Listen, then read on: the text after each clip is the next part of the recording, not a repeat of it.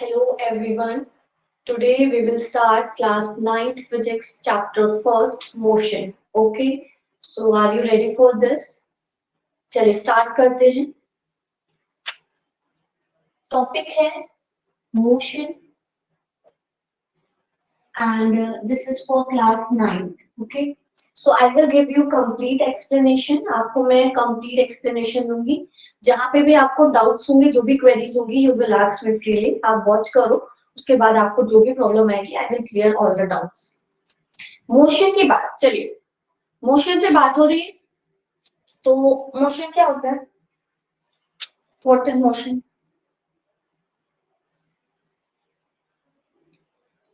Ma'am चल रही है ना? मैम क्या कर रही है? मोशन कर रही है. अभी हम वहां गए, फिर वहां से वहां, तो ये मोशन ही तो है. तो हम किसी ऑब्जेक्ट को कब कहेंगे कि वो मोशन में है?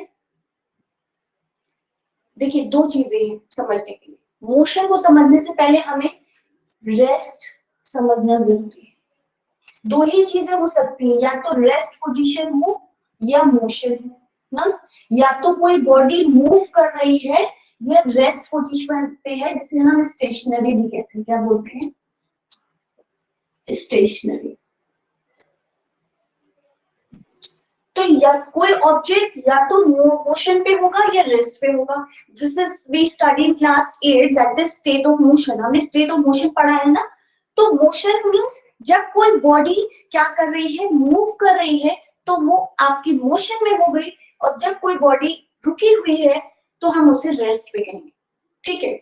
जैसे आप, अच्छा देखो, कभी कभी क्या होता है, कोई बॉडी थोड़ी देर पहले तो रेस्ट पे थी, लेकिन थोड़ी देर बाद वो मोशन में आ गई. तो क्या चेंजेस हो रहा है? क्या वो ऑब्जेक्ट टाइम के अकॉर्डिंग, यहाँ पे हम लोग एक चीज डिस्कस करेंगे, वो है टाइम. ठीक है. अगर कोई भी ऑब्जेक्ट टाइम के अकॉर्डिंग अपने प्लेस को चेंज नहीं कर रहा है, like tree, if we have to consider a tree, okay, and one car, if we take a car. अगर हम एक कार ले रहे हैं, ठीक है, आप इसे कार ही मान लो, बहुत अच्छी ड्राइंग नहीं है मेरी. तो एक ट्री है और एक कार है. ठीक है. ट्री के सामने आपकी कार है. तो ये ट्री आपने 30 मिनट्स के बाद देखा कि ये ट्री तो यही है, लेकिन कार यहाँ से गायब हो चुकी है. तो क्यों ऐसा है? क्योंकि ट्री क्या है, एक स्टेशनरी ऑब्जेक्ट हो गया आपका, एक रेस्ट पोजीशन पे हो गया ना. क्योंकि आफ्टर 30 मिनट आपने देखा कि ट्री तो वही है, लेकिन कार वहां पे नहीं है, कार जा चुकी है. तो कार क्या है? कार मोशन में हो गई और वो वहां से अपने टाइम के अकॉर्डिंग वो अपने प्लेस को, अपनी पोजीशन को चेंज कर चुकी है. या मान लीजिए कि ये जो कार है, इसकी पोजीशन है पोजीशन ए. ठीक है, ये कोई पोजीशन ए है. और फिर कार क्या हुई, कार मूव करके यहाँ चली गई. ठीक है. दोबारा कार ड्रॉ करना पड़ेगा. चलिए कर लेते हैं.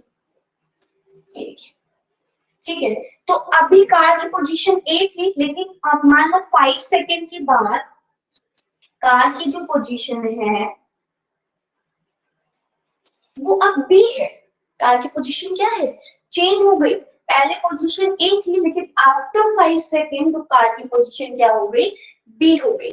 तो ये क्या दिखा रहा है कि this car is changing their position with respect to time. Time के अकॉर्डिंग कार अपनी पोजीशन को चेंज कर रही है. So this is we call, this object is in motion.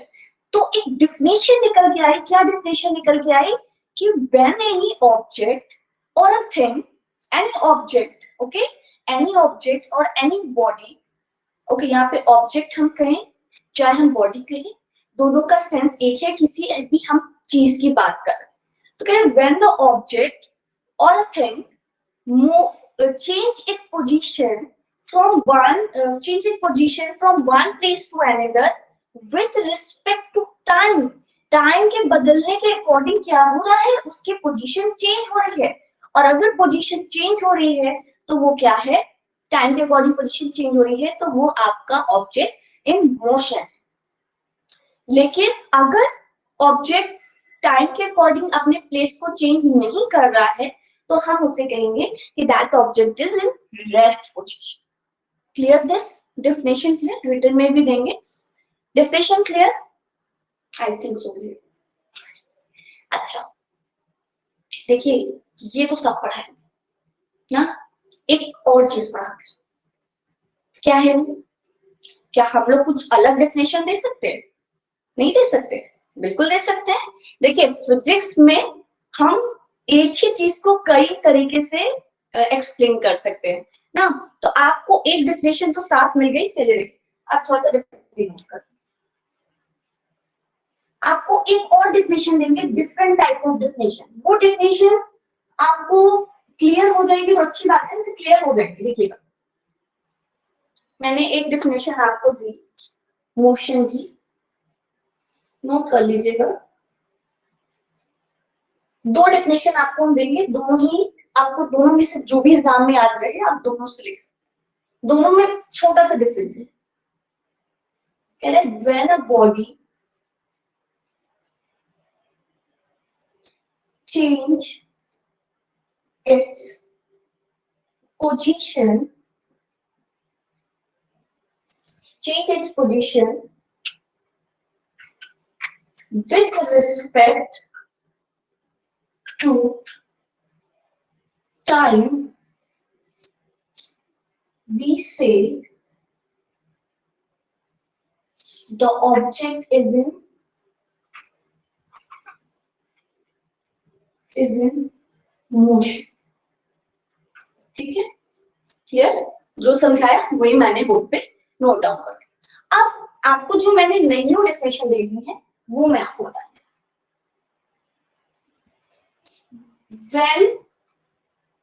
when a body change its position, change its position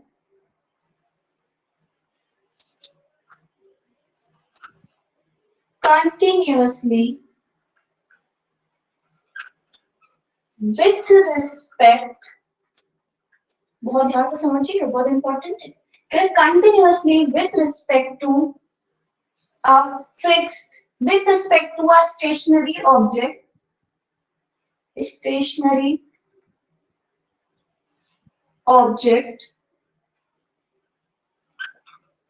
taken as a reference point। Reference point जैसा word आप लोग बीएससी में पढ़ते हैं, ठीक है, तो यहाँ पे हम लोग डिस्कस कर लेंगे। बहुत छोटी सी बात है, अगर क्लियर हो गया तो बीएससी में तो पढ़ेंगे, यानी 9th क्लास में भी क्लियर हो जाएगा। तो कह रहे कि when a body change it position continuously with respect to, देखिए यहाँ तक तो एकदम सेम डेफिनेशन है ना, लेकिन यहाँ पे हम टाइम के अकॉर्डिंग बोल रहे थे कि पोजीशन चेंज हो रही है, और यहाँ पे हम किसके अकॉर्डिंग बोल रहे हैं? अ स्टेशनरी ऑब्जेक्ट के अकॉर्डिंग। अब ये स्टेशनरी ऑब्जेक्ट के अकॉर्डिंग हम कैसे किसी के मोशन डिफाइन करेंगे? तो देखिए सेम डायग्राम बना रहे हैं। अच्छा चलिए एक घर भी बना रहे हैं। देखिए 8 क्लास में है, अरे बाप रे बहुत पुराने जमाने का घर बन गया भाई। एक टाइम पे आपकी मैम की आर्ट बहुत अच्छी थी बट अभी नहीं है। चलिए ये एक नया बना रहे हैं। ये गेट के बगल में एक ट्री भी है। ओके, अब यहाँ घर के आगे क्या है? एक कार पार्क है। ओके, अब ये जो कार है, ये दोनों ही क्या है? स्टेशनरी ऑब्जेक्ट है। क्या है? ये दोनों ही, ये दोनों ही आपके स्टेशनरी ऑब्जेक्ट। हमें ये हाउस है, ये क्या है? हाउस है। ये आपका ट्री है, ये दोनों ही क्या है? Stationary object. घर कभी भी कहीं नहीं जाएगा, ट्री आपका कहीं नहीं जाएगा, जहां पे लगा है वहीं पे रहेगा। तो हमने क्या किया? इन दोनों को एज ए स्टेशनरी ऑब्जेक्ट ले लिया और क्या कहा? ये हमारे, इसको एज ए रेफरेंस पॉइंट कह दिया। ठीक है, इसको हमने क्या कर दिया? एक रेफरेंस पॉइंट, मतलब फिक्स पॉइंट कंसीडर कर लिया। क्या कंसीडर किया? कि ये एक फिक्स पॉइंट है, और वो फिक्स पॉइंट पे चाहे हाउस हो, कार हो, सॉरी हाउस हो, ट्री हो, या कुछ और चीज, हॉस्पिटल हो, कुछ भी। तो अभी कार की पोजीशन क्या है? In front of the house, in front of the house, in front of the tree ना। बट आफ्टर सम टाइम, कुछ देर के बाद जो कार का जो ड्राइवर है वो क्या किया, वो आ गया और वो क्या कर रहा है, गाड़ी को लेके आगे जा रहा है। ठीक है, अब गाड़ी की जो पोजीशन है वो यहाँ पे आ गई है, वो हमने कहा कि पोजीशन बी होगी। यहाँ कहीं पे हम टाइम की बात नहीं कर रहे हैं, ठीक है, अभी हम टाइम की बात नहीं कर रहे हैं। हमने कहा कि पोजीशन ए से पोजीशन बी होगी। या इतना समझिए, आप क्या होता है, कभी कभी किसी घर के सामने कोई गाड़ी पार्क कर देता है, तो बगल वाला आके कहता है ना कि सॉरी, इस घर के अंदर जो भी है वो आके कहेगा कि ये मेरे घर का सामना है, आप लोग कहीं आगे पार्क कर दीजिए। तो पोजीशन ए से पोजीशन बी पे कार चलेगी। ठीक है, तो ये तो रेफरेंस पॉइंट था। रेफरेंस पॉइंट के अकॉर्डिंग कार की पोजीशन क्या हो गई, चेंज हो गई। अब कार क्या कर रही है, कार मोशन में है।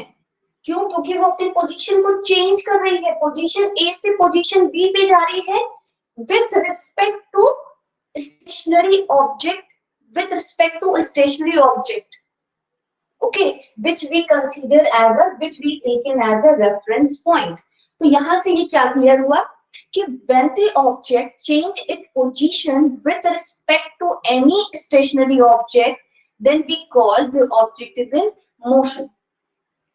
For example, जैसे आप किसी खंबे के सामने खड़े हो, ठीक है, और थोड़ी देर बाद आपका फ्रेंड आ गया, आपके फ्रेंड ने आपको आवाज दी कि आप यहाँ आ जाओ, तो आप क्या करोगे, आप उस खंबे, वो जो आपका पोल है, उस पोल से अपनी पोजीशन को चेंज करोगे, आप उसके पास जाओगे। तो अब जो आपकी पोजीशन है वो चेंज हो गई है अकॉर्डिंग टू दिस पोल। उस पोल के अकॉर्डिंग आपकी पोजीशन चेंज हो गई। तो पोजीशन चेंज हुई, इसका मतलब क्या है कि यू आर इन मोशन। अब आप मोशन में हो, थोड़ी देर पहले आप रेस्ट पे थे। ठीक है, तो दो चीज से हम डिफाइन कर सकते हैं मोशन को, एक तो विथ रिस्पेक्ट टू टाइम, दूसरा with respect to any stationary object. एक एग्जांपल नोट करेंगे।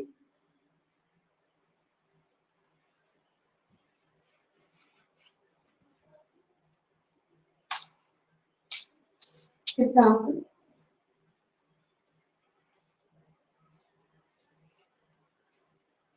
a car moving on a road। ठीक है, कार मूव कर रही है रोड पे, it is example of motion. और क्या हो सकता है, a bird flying in the sky। ना, एक बर्ड फ्लाई कर रही है स्काई पे, स्काई में। a fish swimming swims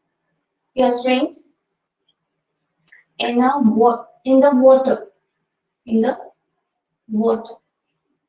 fish क्या कर रही है, तैर रही है पानी में। तो ये सारे क्या है, आपके मोशन के एग्जाम्पल है। ठीक है, नोट डाउन।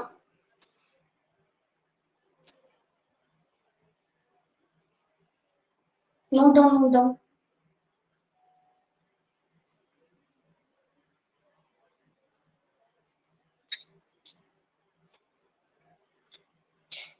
हाँ, अब एक चीज और समझिए, अभी स्क्रीनशॉट के लिए मैं आपको टाइम दूंगी पूरा। Motion clear, rest clear. अब बात होनी है कि हम कभी कभी क्या होता है, कुछ ऑब्जेक्ट मोशन में है लेकिन वो हमें मोशन में दिख नहीं रहा है, तो मोशन करते हुए नहीं दिख रहा है, तो हमको समझ में नहीं आता है कि ये मोशन में है कि रेस्ट पे। जैसे आप कुछ ऑब्जेक्ट क्या है, बहुत फास्ट मूव कर रहे हैं या अच्छे से मूव कर रहे हैं, तो हम कहेंगे कि अरे तो मोशन में। ठीक है, लेकिन कुछ ऑब्जेक्ट बहुत स्लोली मूव कर रहे हैं, तो हम कैसे ऑब्जर्व करेंगे, it is difficult to observe their motion, so according to time we will measure it, it will change their position according to time और नॉट। जैसे आप क्लॉक की बात करिए, थोड़ी सी चीजें, इसके बाद हम लोग नेक्स्ट टॉपिक पे आने वाले। क्या कि अगर कोई जैसे क्लॉक है, एक क्लॉक क्लॉक देखा है आपने, यहाँ पे ड्रॉ करते हैं। क्लॉक में आपके क्या होते हैं, आप रिस्ट वॉच लीजिए, उसमें भी 3 हैंड्स होते हैं, minute hand, second hand and hour hand. तो अब हम चलिए घर वाली क्लॉक यूज कर रहे हैं, ठीक है। पता नहीं सबने देखा है कि नहीं, इसलिए हम लोगों ने घर वाली क्लॉक ले ली है, जिसमें आपकी एक क्या है, एक लॉन्ग हैंड होती है और एक होती है arm hand. Long hand is called minute hand. पता है ना मिनट हैंड कहते हैं, पता होगा, बिल्कुल पता होगा क्या। नहीं सॉरी भाई, किसी को बुरा लग गया तो सोचोगे मैम इतनी छोटी सी बात पूछ रही है। चलिए, हाँ, तो जो लॉन्ग हैंड है उसे हम आवर हैंड कहते हैं, और जो शॉर्ट हैंड होती है उसे हम, सॉरी, जो लॉन्ग हैंड है उसे मिनट हैंड कहते हैं, और जो शॉर्ट हैंड होती है उसे हम आवर हैंड कहते हैं ना। हमें क्लॉक में ये टक टक टक टक टक टक टक टक मूव करता हुआ दिखता है, आवाज भी आती है, साउंड भी क्रिएट होता है। तो ये वाली जो लॉन्ग हैंड है जिसे हम मिनट हैंड कहते हैं, वो उसकी मूविंग फास्ट है, वो फास्ट मूव कर रही है, इसलिए हमें पता चल रहा है कि long hand are in motion. और जो आर हैंड है वो बहुत स्लो मूव कर रही है ना, इसलिए आपको लगता है कि वो रेस्ट पोजीशन पे है, लेकिन 1 घंटे बाद आप देखोगे तो ये 4 बज जाएंगे और ये आपकी जो लॉन्ग हैंड है वो 4 पे आ जाएगी। विदाउट मोशन वो 4 पे आ गई, क्या इसमें मोशन नहीं था? बिना मोशन के वो 4 पे कैसे आ जाएगी भाई, है ना? मोशन में होगी, आर हैंड में मोशन में होगी, तभी तो वो किस पे आ रही है, 1 आवर्स बाद 3 से 4 पे आ रही है।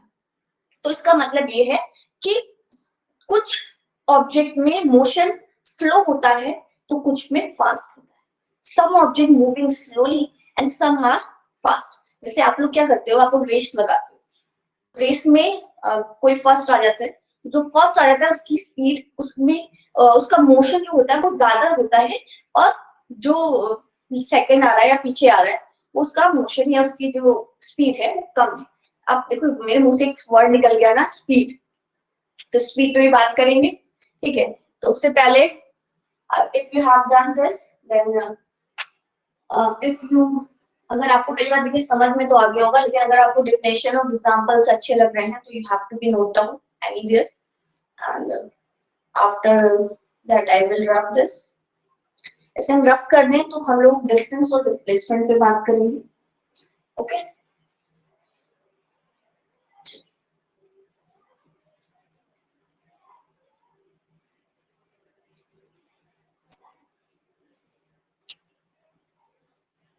आज तो आपका मोशन का टॉपिक क्लियर हो गया होगा, किसी को बता पाओगे भाई क्या बोलना है? सिंपल, कि when the object change its position with respect to time, then we say that the object is in motion, ना?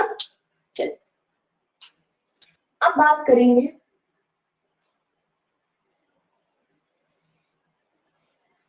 किसकी, डिस्टेंस, डिस्टेंस की बात करेंगे एंड डिस्प्लेसमेंट। यहाँ पे मैंने इन दोनों को साथ में इसीलिए लिखा है ताकि आप दोनों में डिफरेंस देख सके, दोनों में क्या डिफरेंस होता है उसको समझ सके, ठीक है। जब मोशन की बात होती है तो हम ये चीज देखते हैं कि जो मोशन है उसमें कितना डिस्टेंस कवर हो रहा है ना, कितना डिस्टेंस कवर हो रहा है, या कितना डिस्टेंस, जैसे आपको घर से स्कूल आना है, ठीक है, you have to be come to school from your home, so आप डिस्टेंस आपको पता होना चाहिए ना, बिल्कुल पता होना चाहिए, तभी तो आप डिसाइड करोगे कि आप साइकिल से जाओगे, पैदल जाओगे या कार से जाओगे। मान लो कोई स्टूडेंट है, इसका घर बहुत पास में, तो वो पैदल आ जाएगा या फिर साइकिल से आ जाएगा। लेकिन जो स्टूडेंट बहुत दूर से आता है तो क्या वो पैदल आ सकता है? हाँ, वॉकिंग पे आ सकता है, या बाईसाइकिल से चलिए आ भी सकता है, लेकिन वॉकिंग से कैसे आएगा, बहुत दूर है ना। या मान लीजिए देखिए डिफरेंट डिफरेंट व्हीकल्स हम लोग यूज करते हैं for different different purpose of their destination. जैसे हमें कहाँ पहुंचना है, कहाँ जाना है, उसके अकॉर्डिंग हम डिफरेंट डिफरेंट व्हीकल्स यूज करते हैं। तो डिस्टेंस इज वेरी इंपॉर्टेंट, लेकिन यहाँ पे हमको क्या समझना है, डिस्टेंस और डिस्प्लेसमेंट में क्या डिफरेंस है। देखो बहुत अच्छा एक डायग्राम बनाएंगे, उस डायग्राम में दोनों चीज समझा देंगे, डिस्टेंस क्या होता है, डिस्प्लेसमेंट।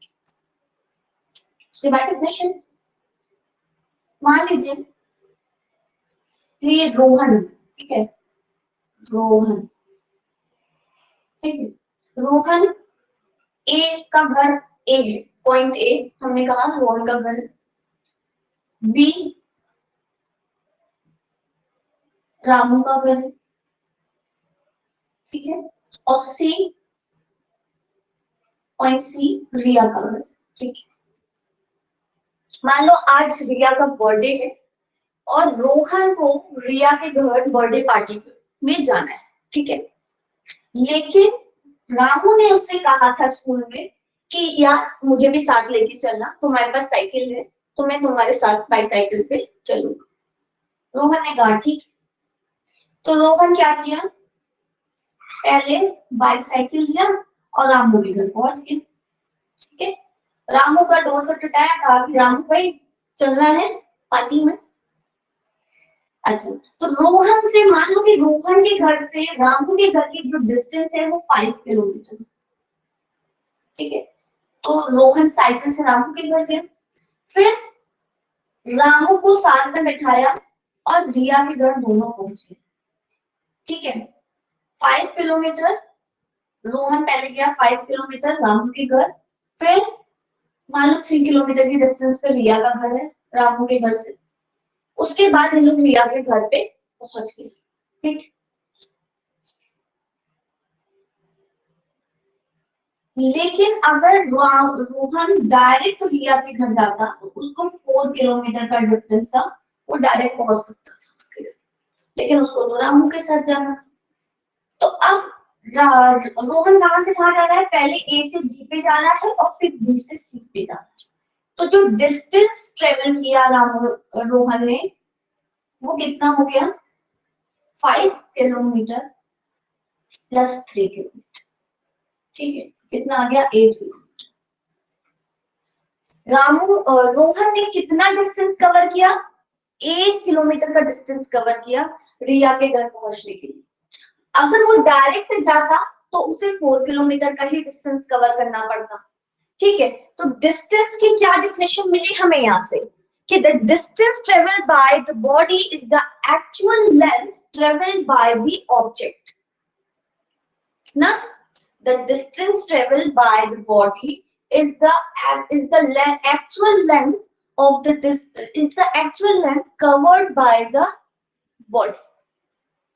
कोई भी ऑब्जेक्ट या कोई भी बॉडी जो एक्चुअल डिस्टेंस कवर करती है या एक्चुअल डिस्टेंस ट्रेवल करती है उसे हम क्या बोलते हैं, डिस्टेंस बोलते हैं, ठीक है। क्या बोलते हैं, डिस्टेंस। लेकिन डिस्प्लेसमेंट क्या होता है कि the shortest distance between the initial position to the final position. Displacement कहता है कि आप जहां से चले हैं दैट इज इनिशियल पोजीशन, और जहां आपको पहुंचना है that is final position, final position.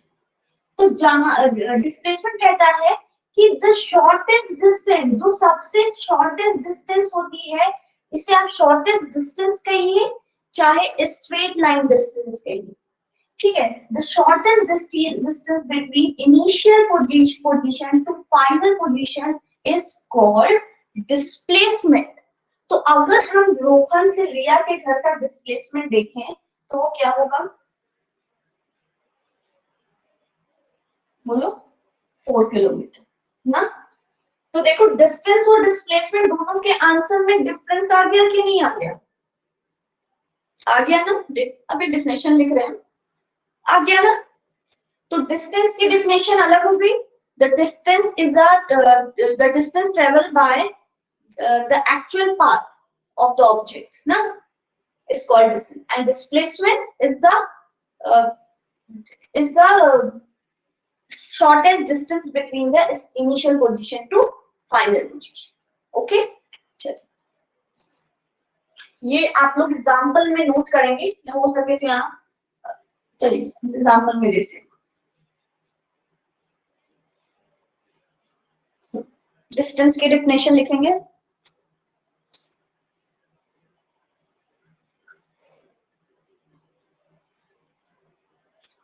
the actual distance,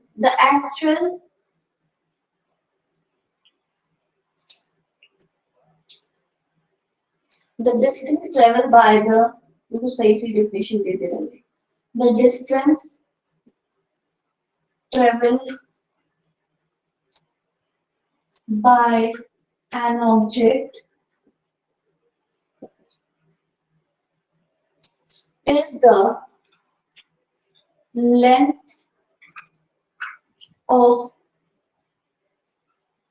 actual path covered by the